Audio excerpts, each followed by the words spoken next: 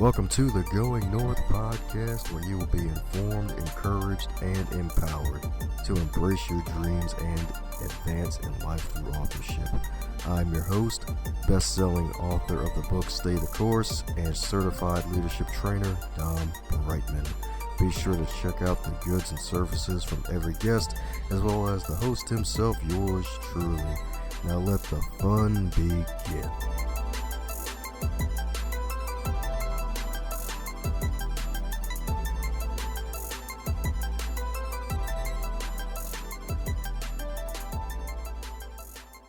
And today on the Going North podcast, we're bringing some fabulous humans from across the globe. Today is another one of those days, baby. It's another one of those days.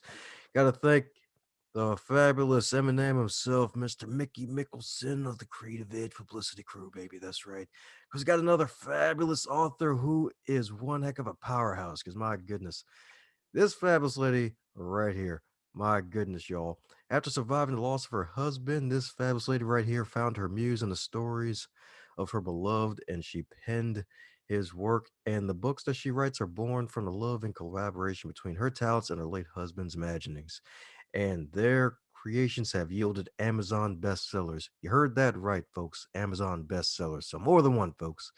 She's an insurance guru by day, and she handles the majority of marketing for her company, and often she spends time with her siblings and traveling to fun destinations, I imagine, pre-COVID, of course.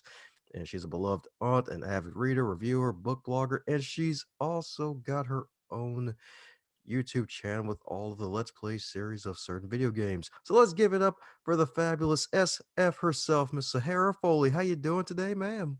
Pretty good, thank you. That was a hell of a warm-up. Nice to be here on your podcast. It's great to have you. It's like putting butter on a warm dinner roll. That's right. Oh, who doesn't love a warm dinner bowl with butter on it?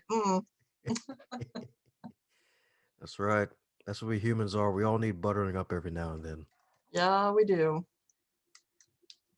Yes, indeed. Well, and speaking of butter, I'm pretty sure I didn't churn all of it. So mind filling in any cavities I missed about you?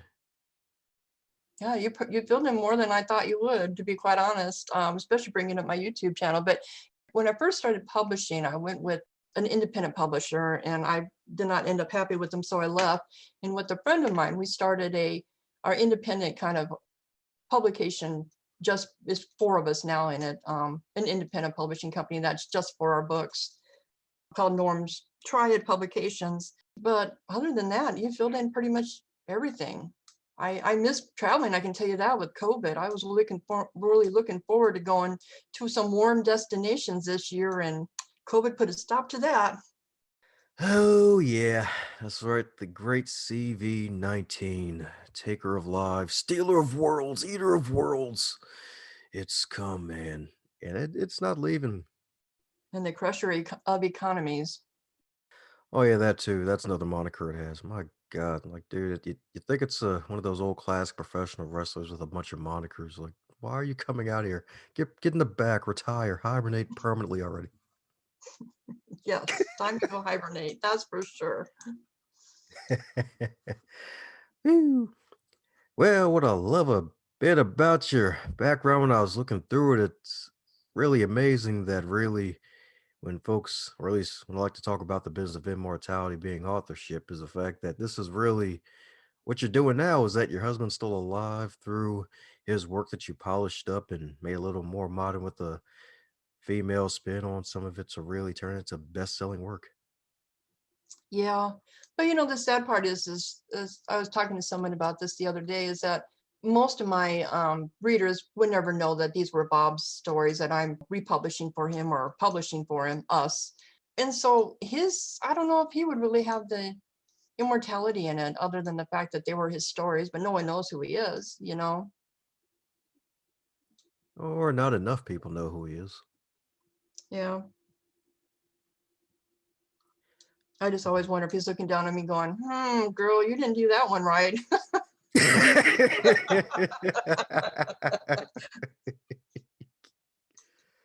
Oh, man. Yeah, I'm sure he didn't like me changing my this perspective, because the first book, The Secret of Excalibur, was totally all Bob. I left that in his voice and his, because that was Bob. But when I got to the second one, I kind of gave it more, it was more me, you know, so it was mostly my voice and all the other ones after that, a female point of view from it.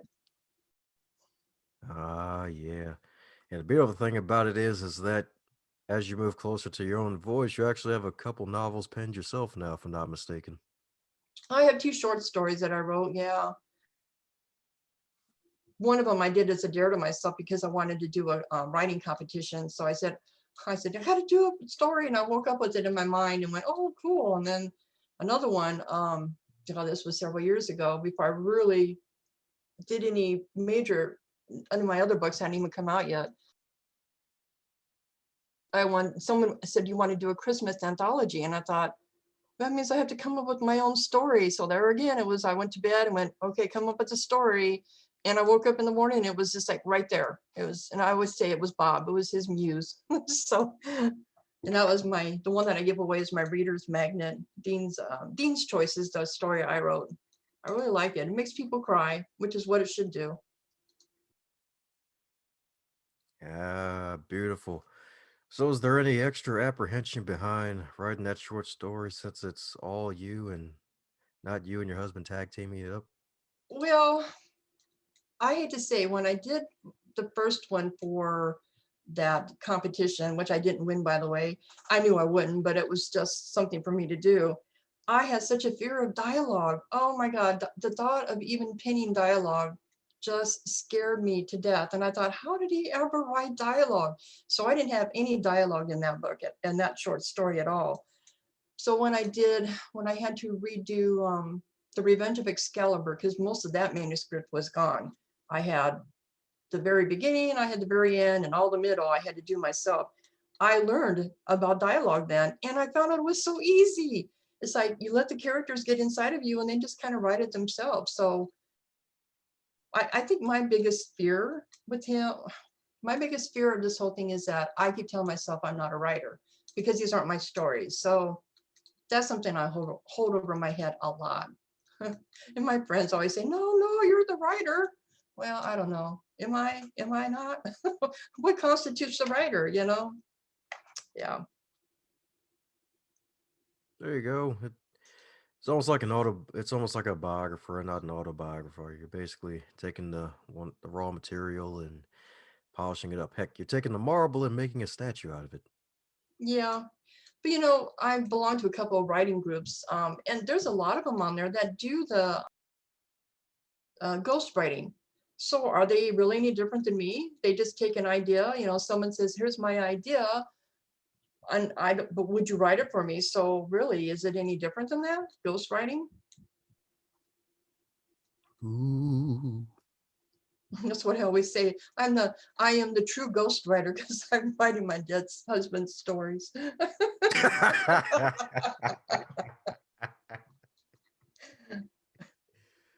Alrighty, so that's what I'm talking about. Ghostwriter now has a new meaning. Yeah, the true meaning of ghostwriting. That's what I'm talking about, indeed. So, my goodness, do you ever think that eventually we'll graduate from short stories to finally taking your own piece of art and putting it out there for real? I don't know. I thought about it. I just don't have the inspiration. I just don't have the stories. You know, when I talk to my other writer friends, and when Bob was still alive and he was writing the stories, he said they were just always there. They were handling them constantly, these characters needing to be released, and so he was always writing something, you know. And I just don't have that. I've never had that where I felt an impulse to write something other than those 2 short stories that I had. Yeah, I've even since then have tried, and it's just not there. I don't know. Some people are born writers, some people aren't, I guess. I'm sure it'll come eventually. I'm sure you'll put your mind to it in the coming months, as they say. Yeah, I even bought a book with some oh, I can't remember the name of it now, you know, where they give you examples to help you inspire to write. So I even bought a book for that to help me maybe get me some motivation going. I don't know. Oh, the writing prompts. Yes, writing prompts. That's it. Yep. Ah, yeah. Well, that's what I'm talking about, indeed. Woohoo! Sweet. So I'm assuming there's probably like a whole treasure chest of stories because you got so many books out there. Like, my goodness, like, do you think there's gonna be probably 10 more to come, or is there like a specific set of a number of books you think may be coming out in the near future, or is that a I've top got one secret? I'm working on currently, if I can get myself motivated to finish it. It's called Time Stones. And I'm hoping to get that published. It's a standalone next year. And and it's so ironic because before COVID, um, he had a series and I loved it. It was about obviously it was a dystopian based on a virus that killed everybody off. And so I tried to start it. I called it Death Fever is what the series is what I was going to call Death Fever for the series. And I was trying to get myself into it. And then COVID hit and I just lost my motivation with it. I don't know. It just was so odd. I told my sister, I said, you know, in a way, this is kind of funny because now I know what it really is like to go through a pandemic. These people who wrote these stories before never knew what it was like to go through a pandemic, you know. So now I do. So I kind of have some real firsthand experience in that to a certain degree, but I just don't think people really want to read a book about a virus right now, you know. Oh yeah. You can definitely say that again. It's like virus. Like, you mean viral video? Yeah, yeah, viral video. Yeah, let's go with that. Like, don't you mean to cut what? What do you mean cover the bed? What are you talking about? I'm like, oh, okay. I get it. Yeah. Ah, yes, indeed. Yes, indeed. Sweet. So, with all this wonderful, taking this wonderful marble that your husband left and creating metaphorical statues out of them into bestsellers, it's probably been one of the greatest joys you've gotten from it, besides helping your husband to still live on through his work, even though not as many folks have caught on to the secret, not so secret yet. Yes. The first year when I released The Secret of Excalibur and It Lives in the Basement, I put them in a international book awards, and I didn't win. I didn't win first, second, or third prize, but I did win fourth and fifth, which we still got mentioned for that. So that to me, that was like, oh my God, I can't believe I did it. Me, somebody who doesn't even know how to write.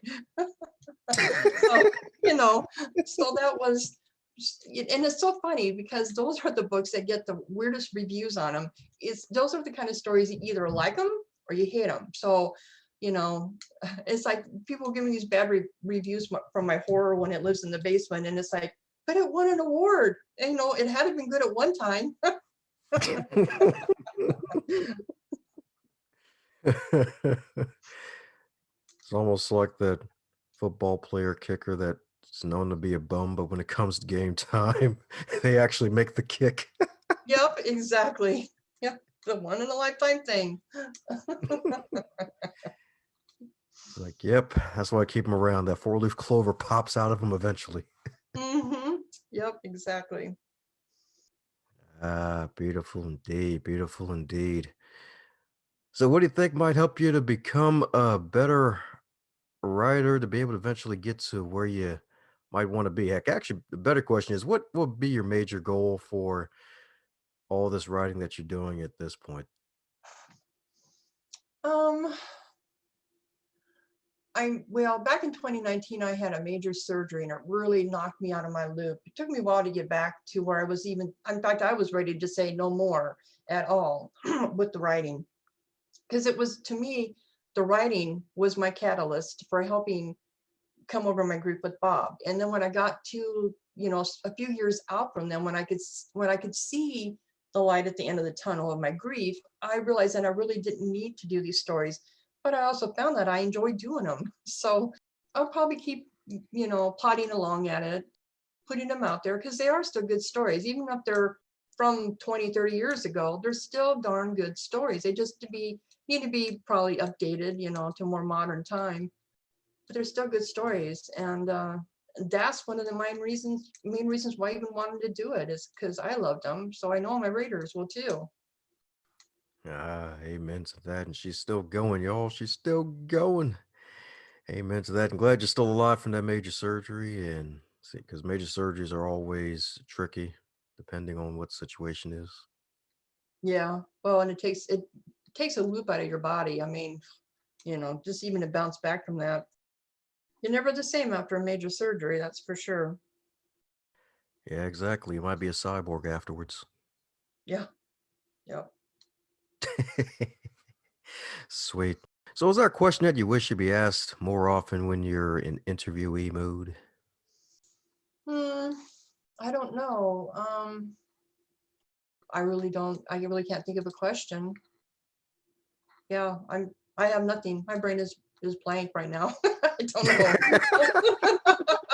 No, when we're done, I'll probably have something pop up in my mind. You know how that is. Must be still thinking about that pink golf ball from earlier. Yeah. Yep. Oh my gosh. Sweet. Well, awesome indeed. Awesome indeed. Well, let's say What? okay. Oh, go ahead. Okay, I would say one thing I do want to mention is I love promoting other authors. That is, in fact, when I first started writing and thinking about publishing, it was always about helping other authors try to get their leg up the ladder, you know? So that's one of my main motivations too, is helping other authors try to find readerships and trying to help them find their way. And it's sad because some of the authors and books that I have on my website that I read read and reviewed, they have never written again. They're just kind of disappeared. And it's sad to see them go that way because they don't realize how hard it is to publish independently. And then they get discouraged, you know, they're not making the money they thought they were going to, because there's just no way you're going to unless you put a lot of money into it. And then they just slowly slide away. It's sad. Yeah, yeah, you can definitely say that again. It's like, not everybody's gonna get that coveted seat next to Oprah, and then they become an overnight success. Mm-hmm. Exactly. That's right. It's a true struggle. And even with people who publish or have a publisher, they're not guaranteed, you know, a dazzling success either. They still have to put a lot of work into it too. Oh yeah, it's so darn true. It's like after the first 6 months, good luck. Even Hmm. that. Yeah. Well, when you think about how many books are on Amazon, I think the last I heard, they had like 10 million books on Amazon. That's huge, you know, and most of them, I had to say it, are sitting in the cellar, probably, you know, about 3 or 4 million down in the rankings because no one ever does anything with them. They just sit there but Amazon never cleans them out. I feel like Amazon should have a way to go back and say, hey, these books haven't been bought in like what, 2 or 3 years, even 2 years, get rid of them. You know what I'm saying? Clean out some of that those old books that are just sitting there, just taking up ranking. Yeah, I could see that, especially with books that are out of print, because that can happen from time to time. I'm sure occasionally they may have one drip that pops out of the faucet. Like, hey, I see this person's name online. Hey, this is an interesting title. I guess I'll go ahead and buy it. Oh, they have no more books. Crap. Oh, Mm-hmm. Yep. yes, But indeed. there Yes, again, you never know what happened to them. Maybe they had something tragic happen in their life and they just couldn't proceed, you know. So yes, indeed. You could say that again. So, any advice for those aspiring authors to make sure they don't make that mistake and become part of the whole survival of this thing if Amazon gets to that point? yes, the first thing is it costs money it costs money. You need an editor, at least a halfway decent editor. That we all make these mistakes when we first start thinking we can edit our own books. No, you can't. They're terrible. and get a decent cover. Oh my God, the first covers I had were just horrendous, but I thought they were good. It's just all a learning curve. I think the best thing that happened to me is when I joined 20 to 50, 20 books to 50K Facebook group. Then I really saw what it meant to be a published author and what it took to get your books noticed. I've gone through 3 different book covers on some of mine to get where I finally feel good with the covers. Yeah, and some of my books have been edited 3 different times, and every time something new pops up, They're never going to be perfect, but they can always be better. Amen to that. Definitely be better and not butter. And you're so right about the editing piece because like even talking with a book editor a while ago, she mentioned how she's writing a book of her own and how she's going to get someone else to edit the book, even though she's an editor herself, because there's going to be times there's things she can't catch herself. Exactly. So true. You just don't see your own, you don't see your own problems in your own writing. That's the whole thing. Yeah, exactly. It's like this writing's freaking great. Like I'm Ernest Hemingway here. Like, And then someone else looks at it and goes, why do you have this in here? That doesn't make any sense. don't worry, that word was under the influence, but all of the rest of it's Hemingway. Let me stop. Yeah.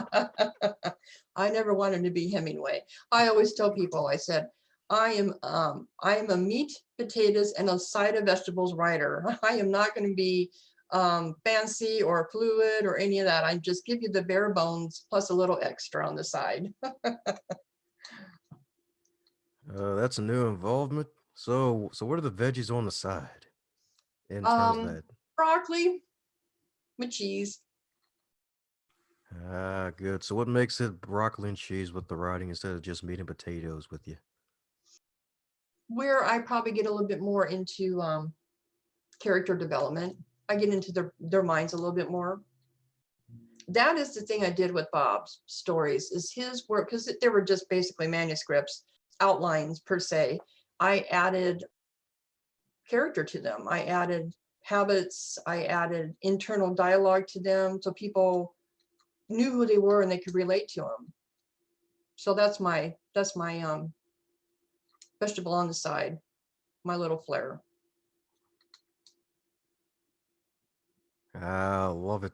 So not only is it straightforward, not overly descripted, now the characters have dialogue and better dialogue indeed. That's Yeah. right. Yes, indeed. Yes, indeed. Woohoo! Well, all right, coming down to the magical question that every guest gets to receive, and that is if you're to wake up tomorrow and you're 25 again, but this time in the current year with all of your knowledge and experience, what advice would you give to yourself? 25. I just met Bob. Don't meet him, no. No, I would never do that. Not at 25. That's weird because I never want to be 25 again. If I had to go back in time, it would be probably my 30s, because in your 20s, you're still stupid. You still haven't learned anything. You think you have, but you really haven't. I would have to tell myself, save more money, save money, quit spending it, save money. Think about the future more. That's what I would tell myself. Think about the future.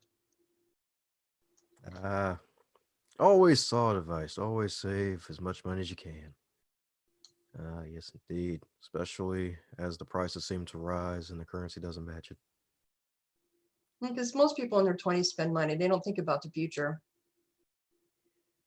Yeah, exactly. It's like, oh, this money will just keep coming forever. I'll be all right. Yeah, I'll just keep making more. I'm invincible. I'm not gonna get injured. Oh shoot, injury. Oh crap. Ah darn. It's cousin Artie. No, not cousin Artie. Ah, dang it. Ah, my joints. Yeah. Not my hit records, my joints.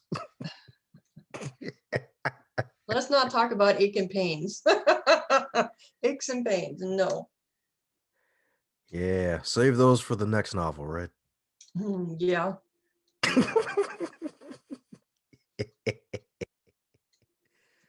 Oh man. Well, all right. So for those who want to keep in magical contact with you, actually, what the heck? Before I even get to that point, I forgot to ask you. So what inspired the Let's Play gaming channel? Because it's been a while since I actually had a guest on the show with an actual Let's Play series on YouTube, and they're into gaming and such. So what inspired that? Well, I have been a gamer all my life, and computer games, but I never really got into Let's Play. And I started playing some games, and I was getting stuck in them. And so I happened to see someone playing them on a Let's Play, and so I started watching some Let's Plays to figure out how to get to some of these places I got stuck at. It was the Abaddon series actually, and I thought, well, I can do this myself. So that's what prompted me to do it. So I've been doing these Let's Plays for about a year and a half now, I think. So yeah, I don't know. I just enjoy doing it. Not like anybody listens to them, but Hey, I'm sure somebody is. There's always that random YouTuber that comes out of nowhere and finds things years later down the road. yeah, that's it. They're there forever now. Yeah. Ah, yeah. Well, that was interesting because I was curious because I Googled your name before the interview, and the first thing that popped up was the plays before past interviews for you. So I'm like, oh, yeah. Yeah, I am. Yeah, it's odd. I even had to buy myself a microphone and a recorder because I didn't have any way to record video, the gameplay, whatever. So it's like, really? Am I really gonna do this? Yeah, I did. That's right. And here you are, another dimension in the life of Sahara herself. Mm-hmm. Yep. Oh, yes, indeed. Yes, indeed. So, for those who want to maybe pop into that dimension, or probably the dimension you prefer of buying endless copies of all of your wonderful books, what's the best way for folks to reach out to you? Sahara, SaharaFoley.com is my web address. Sahara Foley at AOL is my email address. And that's usually I'm on Facebook too, but I can't remember I did some stupid name on my Facebook when I first set it up, like Books by Sahara Foley or Sahara Foley Books, something like that. But you'll find me on Facebook too.